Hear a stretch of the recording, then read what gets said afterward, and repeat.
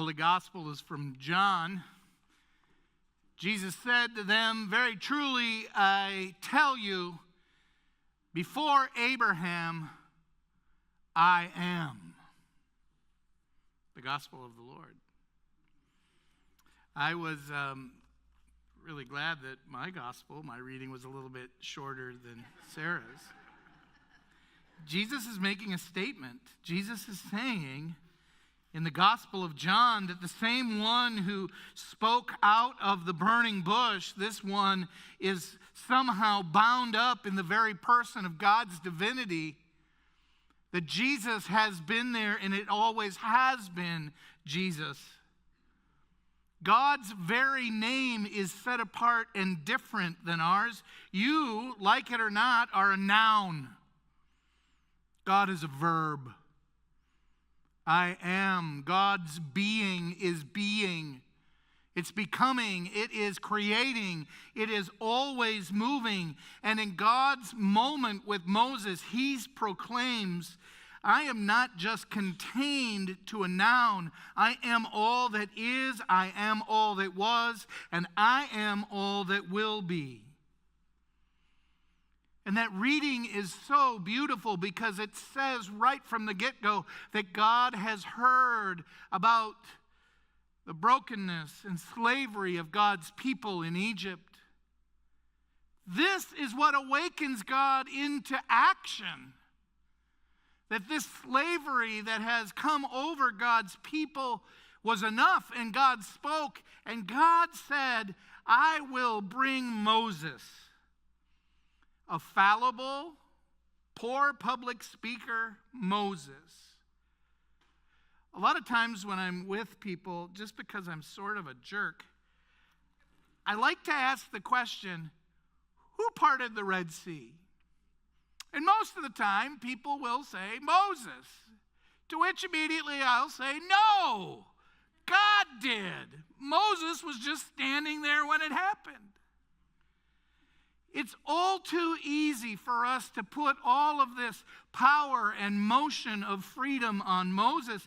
Moses, as far as I can see it, really didn't have a choice. I don't think Moses even really wanted to go. He was living his life very well with his father-in-law. He was tending sheep. Life was good. He'd gotten out of Egypt, gotten out of slavery, gotten out of that whole sort of murder charge. He was living well, and God said, you're going to go back. And did you kind of catch the drift of the reading? Moses, what did he say? Pass. I don't want to. I bet you can find a better speaker. And that's when God really doubles down and says, who are you to tell? I love that line. Who are you, O mortal, to tell me who will speak and who will not? I decide who speaks and who is silent. I am God. I am. Can you just feel the ground kind of shake as God's, that flame must have come up a little bit. And then it turns, God's anger is turned just a little bit towards Moses. I tell you what, we'll send Aaron with you. I bet you Aaron was like, oh, great. Think about it. You are going to go speak truth into power. You're going to go and speak in God's name to an empire, arguably at that point the greatest empire known to humans was the Egyptians. Don't worry, Moses, I'll give you a stick and your brother-in-law. Are you kidding me? This tells us a little bit about God's design, about God's passion, about what moves and stirs our God. We know that Moses went and stood before the Pharaoh. And it was sort of this moment of testing which God is real, which one is more powerful. You probably remember the stories. I love the ones where they all throw down their staves and there's snakes everywhere, but Moses, his snake eats the others. For it is this God, this I am, that proves himself over and over and over again. Not only that he is God, but he is serious about the deliverance from slavery into freedom. My people shall not be slaves any longer.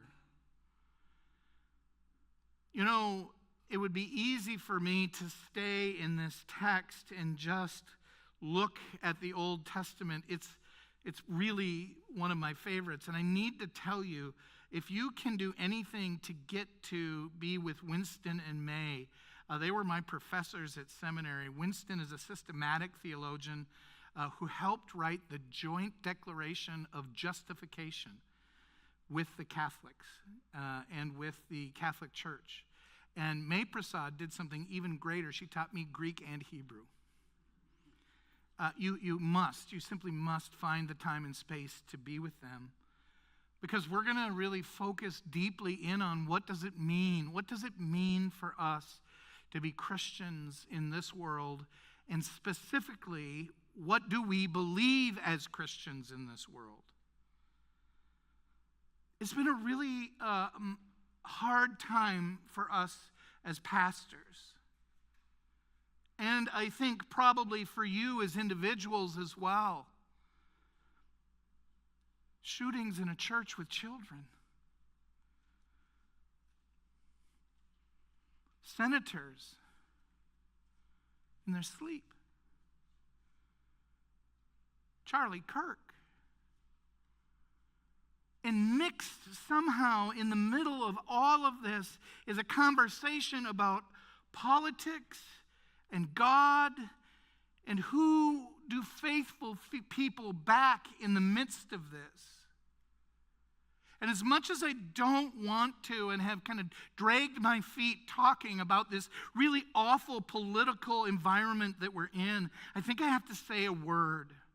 So I just ask that you pray for me as I speak, and that you be gentle with me if I hit you somewhere that hurts. This last several weeks, many have asked, are we going to have vigils for Charlie Kirk? Many have asked, are we going to have time to just sit and really look at the political landscape and ask, what do we do as people and as Christians in the midst of this? And I have to tell you, we've been running as fast as we can. We've been doing funerals all over the place, and we haven't had time to give this important conversation exactly what it is due. And so I want to take just a little bit of time to give some guidance to how you might want to navigate this really tricky political, religious landscape. But I'm going to start about 500 years ago. You see, around 500 years ago, Martin Luther believed that there were two kingdoms that operated separately: the kingdom of the gospel, the church, and the kingdom of the government. And Martin Luther believed that they had to operate separately because there may be a time for the church to rise up and speak to the government and say, whoa, just like Moses, whoa, this isn't the way of God. That separation has prophetic importance. That if the government owns the church, then it can control what the church says and what the church doesn't say. It can control the way in which we speak of the gospel. So out of my Lutheran heritage of those two kingdoms, it is imperative for us as Lutherans. Now, I also understand that all of you out there are not Lutherans, and you may not agree with me, but this is St. Andrew's Lutheran Church, so I'm going to speak of that, okay? But that separation gives us the ability to stand and bring critique into the world and to say to the world of politics and the world of all of this stirring, to say, wait a second, stop. This is how I see Jesus interacting in a whole new way. Now, I want to say something very directly to all of you. This has political import, but it is not political. As your pastor, I am going to beseech you, before you spend an hour or two listening to the words of Charlie Cook or Stephen Colbert, President Trump or President Obama, before you spend time really galvanizing your political opinions and how they mesh with your church, I ask you to give equal time to the gospel of the crucified and risen Lord Jesus. If you spend 1 hour of CNN, spend 2 hours with Jesus. If you spend 1 hour with Fox News, spend 1 hour with Jesus. And I beseech upon you as a pastor, ask yourself, how do you see these things mesh, or how do you not see them mesh?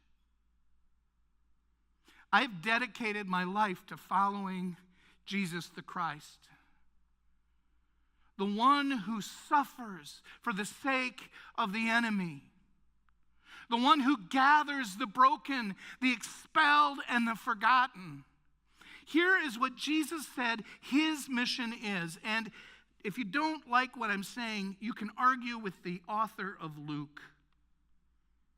Jesus said, "The Spirit of the Lord is upon me because he has anointed me to bring good news to the poor. He has sent me to proclaim release to the captives and recovery of sight to the blind, and to let the oppressed go free, and to proclaim the year of the Lord's favor."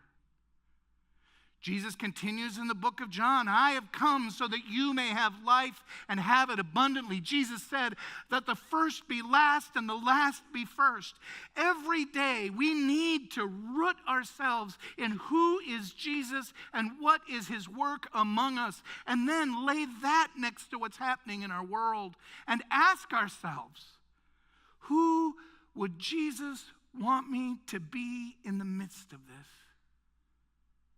We worship a Jesus who climbs upon a cross and takes authority and gives it away, looks into the powers and principles and says these words, "Forgive them, for they don't know what they're doing." Now, I'll tell you, we all have political leanings. But I'm fairly convinced that if Jesus were here today, he'd pull both sides together and say, "You can do better. You're forgetting my broken ones. You're forgetting the poor. You're forgetting to love your enemy." It wasn't just a joke. It was a commandment. "Father, forgive them, for they do not know what they do."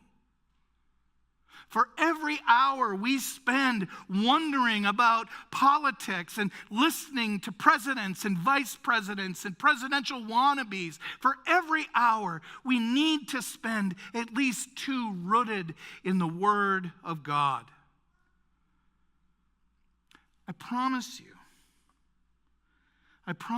in the midst of this, there will become a new clarity, a new way of seeing neighbor and enemy, a new way of loving those that you aren't really open to loving, a new way of being a people. And I want you to hear this. This isn't something new about God. This is who God has been since the very beginning. He spoke out of the burning bush and said, "Will you go and let my people go free?" This is the nature of God's very being. This is who we're summoned to be. For me, it wasn't in a burning bush. It was in a fount filled with water and promise that brought me into the family of faith, that loved me up when I didn't even love myself.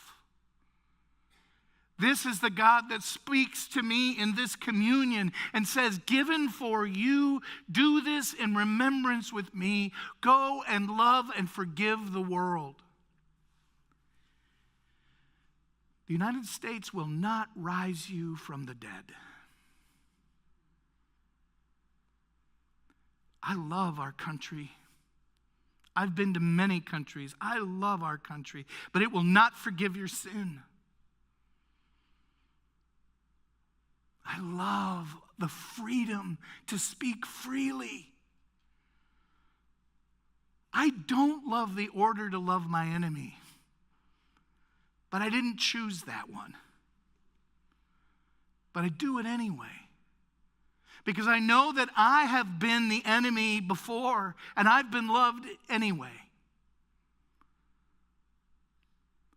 Long after the United States has come and gone, there will be Jesus. There will be one who loves you beyond space and time. One who loves you beyond reason. One who is bigger than any law that can be passed or budget that may not work. This one's name is Jesus.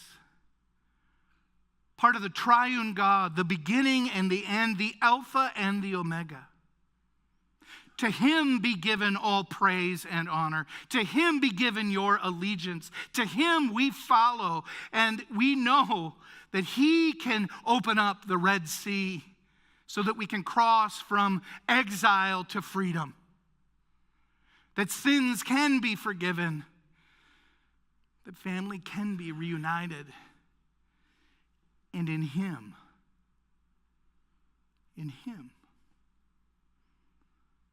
we find hope. Thanks be to God.